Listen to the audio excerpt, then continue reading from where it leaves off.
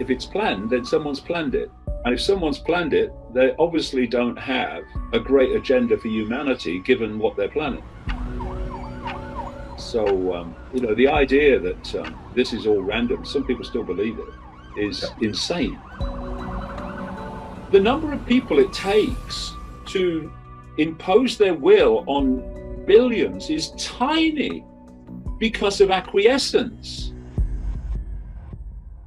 It's a script that's been planned a very long time. It's a script that keeps unfolding, and the government and authority statements are simply to justify the script. This is why they are incredibly contradictory, because at this point you need to say that to justify this part of the script. But at this point you need to contradict that to justify this part of the script. And this is what's going on. You can fool some of the people some of the time and some people all of the time, but you can't basically scam all of the people all of the time. People say, oh, well, I don't know why we got to do this, and I've seen death to me, but it's come up from on high, so we better do it. Well, why must you do it? And I know it's difficult for people. I know it's intimidating, and I know, well, I can't do this if I don't do that. I know, but where does it end if we go on compromising? The system has no power. That's a myth. The system has no power. The power the system appears to have is the power that the public gives to it. We give our power away, well, most people give their power away to the system, which then recycles it back. And at that point, people think the system has power, but it's our power that's been recycled back. Because 8 billion people getting on for cannot be controlled by a relative handful unless the power of the 8 billion is handed to the handful. And that's what happens. What they were setting up was a society that was so that they could incubate the global society that they wanted to introduce, and they could hone it, and increasingly, because this is what global society is meant to be controlled by, they could move it to a situation where technology was the foundation of all control. So you have the social credit system now in China, where you do what the government wants and you get credits. You don't do what the government wants, even down to the fine detail of your choices, then you lose credits, and you lose enough credits where you get banned from flying, get banned from going on a train, etc. If you are setting out to destroy a society, then it's key that you destroy the society psychologically. You destroy the self-respect of the society. You destroy respect for a society. They are destroying the respect and self-respect for American society, which dilutes resistance to its dismantling. They're playing the same game again, but to a greater extreme. You control billions of people by controlling their perception, which controls their behavior. If you don't have self-respect, if you don't have personal self-respect, then you're not going to resist tyranny. If you look at every tyranny that's been brought down in human history, it's been brought down by people with self-respect who said, I'm not having it. We're not having it. We're not taking this. That's self-respect. But if you can delete self-respect, all that's left is submission. And one of the things that's going on in terms of this is, if you look at it from a certain angle, people who have not researched this, they'll say, look, these bloody governments, they're bloody stupid. These bloody rules, they make no sense. Look at all the contradictions. And they want us to do this, and they want us to do that. That's all about destroying self-respect. That's what it's about. Because they know if they can destroy self-respect, then all they've got is submission left. So the point is that at the level of these psychologists, and that which is deciding all this, driving all this, they want you to see that the rules are nonsense. They want you to see that they are contradictory and make no sense. Because if they can get you to see it and you still do it, then your self-respect's been deleted. Because people with self-respect do not do just because some prat in a dark suit tells them. What they can see is a nonsense. I think it's important that people face the scale of what we're looking at. This script is planned to get more and more severe. And when are we going to look it in the eye and wait for it to blink? Now or further down the road when more control systems are in place? And it's one of the things going on from what I've just said that they are trying to persuade you of is that resistance is futile. There's nothing you can do about it. It's about self-identity in the end, and it's about a perception of who we are and the nature of life itself, the nature of the I. If you self-identify only with your labels, the labels of a human life, a very brief human life, a very brief experiences with these labels, then the world looks a certain way. And people in uniform can look intimidating, and people in dark suits and all, oh, I've had this letter from the council. Oh, really? Well, anybody got a bin?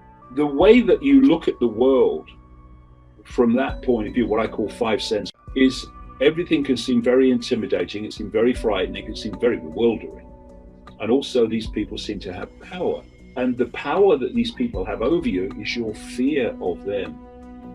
Their power is your fear of their power, which is only your power recycled back. When you go to another level of awareness, sitting cross-legged on a mountain here, anyone can do it, it's just a choice.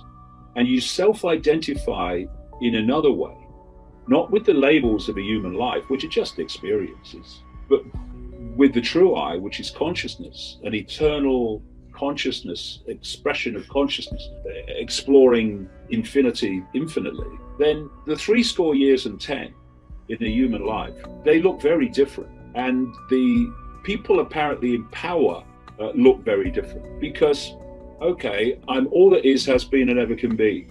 I'm having currently a brief experience called David Icke in a tiny band of frequency, almost laughably small, called human society. But I am infinite. And when this brief sojourn of focused attention, which is what it is, it comes to an end, then I'm going to go on exploring forever. And what happens when you come into this self-identity with being consciousness and being a vastness of consciousness that's only limited by your own sense of limitation of your consciousness, then what you start doing is what you know to be right, not going through a series of possible consequences for doing what you know to be right.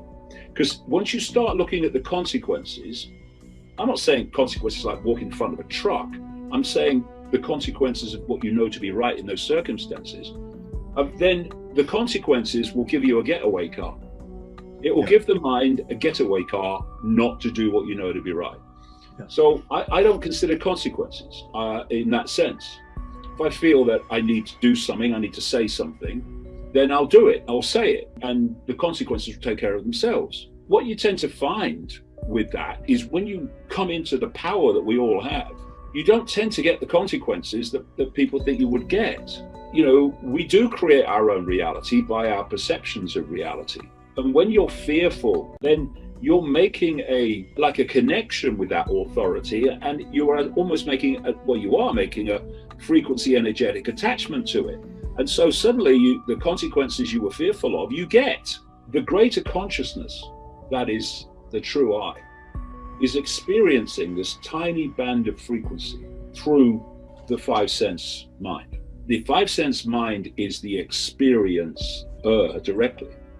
We interact with this world, but the greater consciousness is observing. And I've used the analogy of the computer, 5 sense mind, and the person sitting at the keyboard, the greater consciousness. And they're supposed to interact. We're supposed to be in this world, but not entirely of it while we're having a human experience. This code wants to disconnect the 5 sense level of experiencing from the greater consciousness. So basically what it's doing is isolating 5 sense mind from the big picture, the radar, mission control. And then once it's isolated it, I see it like a bubble. Then it controls the information that the isolated consciousness receives to form perceptions. So you get people who are all that is, has been, and ever can be, who think they're Ethel on the checkout and Bill driving the bus. That's all I am. I'm just Bill driving the bus. I've got no power. No, what you are is infinity, ultimately having that experience.